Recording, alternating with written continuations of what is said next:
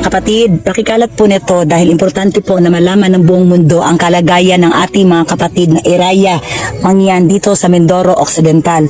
So dito po sa nakatira, ito po ang ancestral domain ng mga Iraya.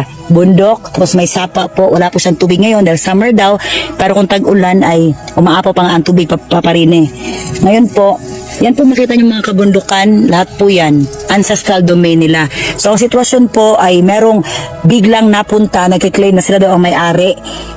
Kaya po sila humihingi ng hustisya, pinapunta po nila tayo dito dahil noong nakaraang taon sila po ay pumunta sa Batangas at tumingi ng saklolo sa atin, hindi na nila kaya ang abuso. Hindi lang po yung diskriminasyon na tinatawag sila ng unggoy, mga ignorante, mga walang alam, kundi po yung talagang pangaagaw ng kalupaan nila at pinagbawalan na po sila na magtanim. Nakuha niyo po ba mga kapatid ang ating punto na ang sobra pong pang-aabuso ay maapektuhan po ang kanilang pamilya, ang kanilang mga anak at ang mga kaapu-apuhan nila. Kaya papakalat niyo po at habang nagmi-meeting po kami kanina mga kapatid ay bigla pong dumating yung mga pulis. Ganito po siya kasaklap, meron silang dayo ordinance na binigay nung sa mga mangyan na tatanggap ng bisita. Tapos pumunta po tayo sa mayor's office na courtesy call na ito po yung ating hangarin dito sa lugar nila. Sabi ng mayor, for your security po, bibigyan po namin kayo ng pulis, susunod po sa inyo at pati taga-barangay. So inantay po natin sila kagabi hanggang dito, hanggang kanina umaga. Kaya dumating po sila mga bandang alas 2. Ang sadya po nila hindi po para bantayan tayo kundi para iserve ang warrant doon sa mga katutubo. Alam nyo, kinasuhan ang mga katutubo ng usurpation of real properties. No, dahil lupa na daw nila ang lupa ng katutubo, kaya umiiyak sila na bakit po kayo na ang biglang nagmamay-ari. Dito po nabuhay at namatay ang mga kanunuan dito sa lugar na to. This is a protected area, no?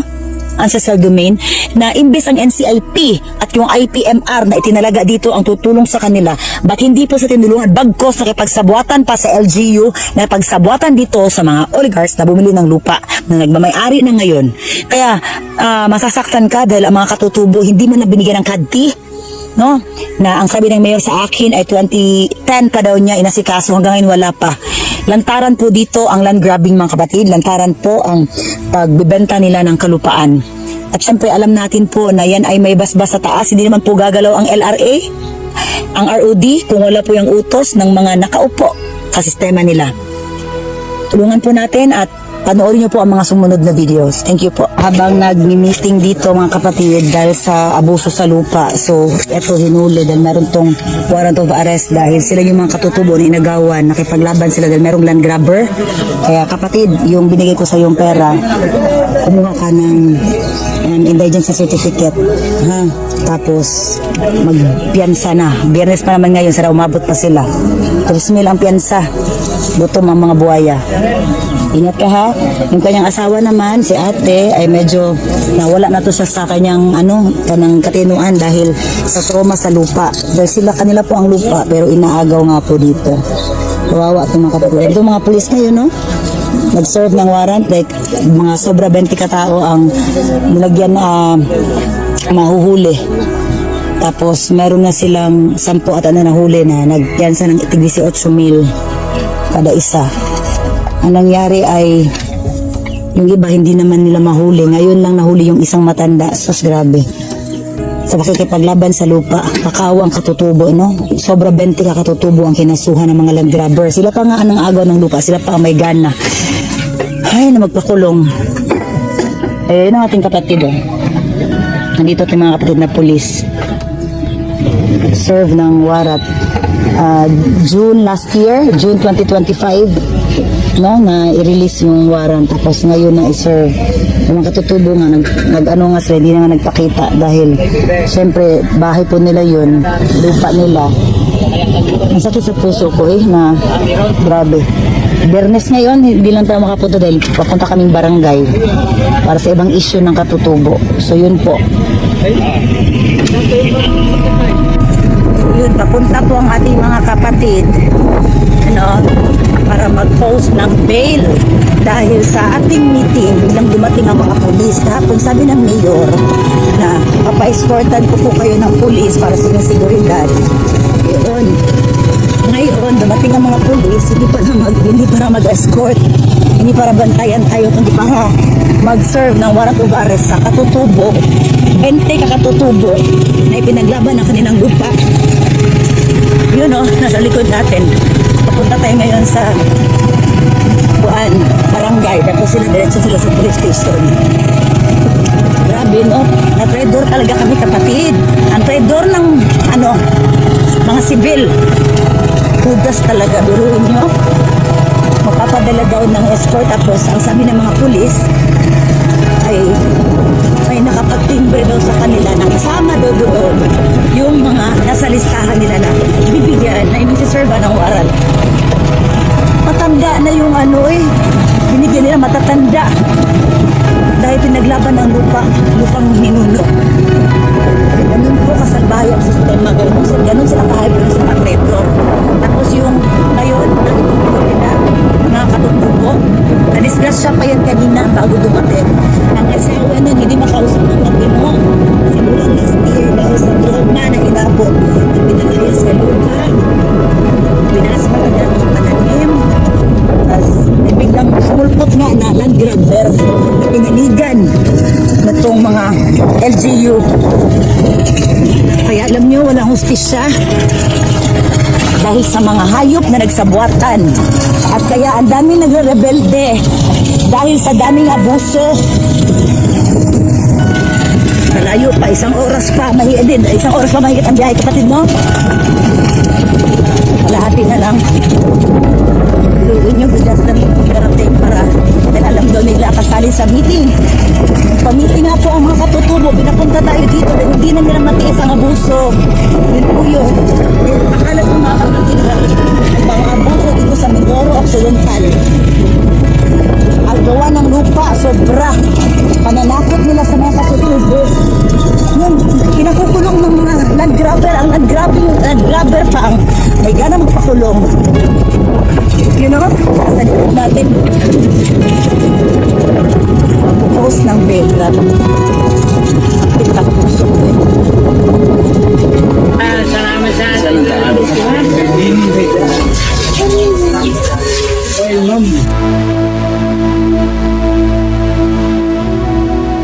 Habang nagtiis tayo sa kahirapan dahil sa grabing korupsyon at kung ano-anong mga anomalya sa ating bansa, isa sa mga problema natin ay itong bagyo, lindol, wildfire at iba pang mga kalamidad, at idagdag pa natin itong climate change. At ito ay isang seryosong banta hindi lang sa ating bansa kung hindi sa buong mundo.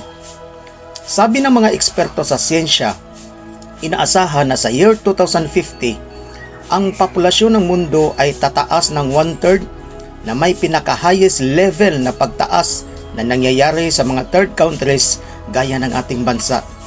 Sabi ng mga environmentalists, kung ang kasalukuyang mga paglago ng ating ekonomiya habang ang pagkonsumo ng sektor sa industriya ay magpapatuloy ng walang tigil, ang produksyon ng agrikultura ay kailangan lumago ng 86.5% upang matugunan ang inaasahang tumaas na pangangailangan sa food security, upang pakainin ang lumalaking populasyon sa buong mundo at upang magbigay ng batayan para sa paglago ng ekonomiya at pagbabawas ng kahirapan.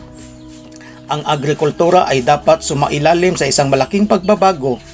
Ang gawaing ito ay magiging mas mahirap dahil sa global warming, ang mas matinding mga kaganapan sa lagay ng panahon at ang pagtaas na hindi mahuhulaan ang estado ng ating panahon ay malaking hamon sa epekto ng ating agrikultura at seguridad sa pagkain, na humahantong sa mga pagbawas sa produksyon at mas mahabang kita lalo na sa mga liblib na lugar.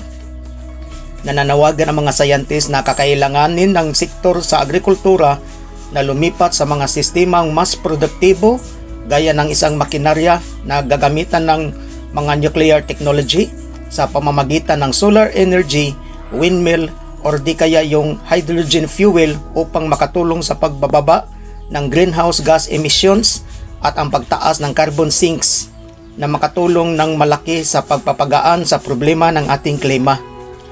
Ngunit paano natin yan masusolusyonan kung maririnig natin ang ganitong problema? Sarili pa nating mga kababayan ang sumisira sa ating bansa. Tingnan nyo mga kapatid, oh.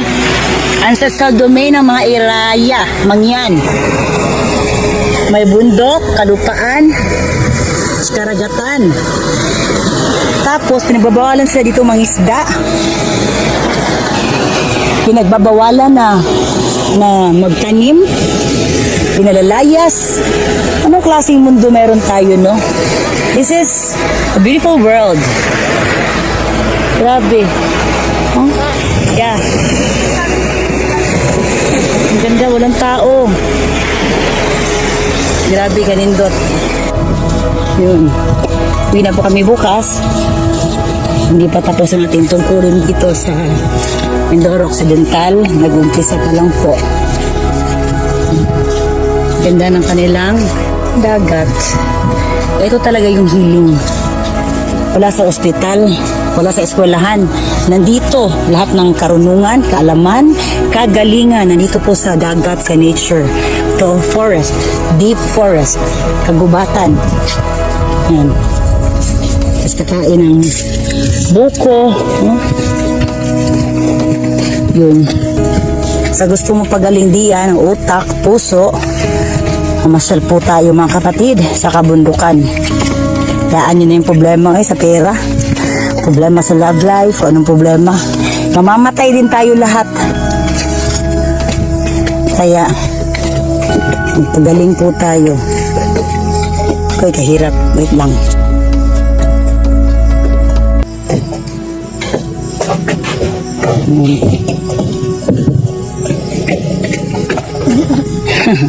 Yeah. Because I have fear of heights, that's why. Agay! Ganito ako ka-OA. OA, di kayo OA, no? Ito po yung forest ng mga mangyan. Mangga.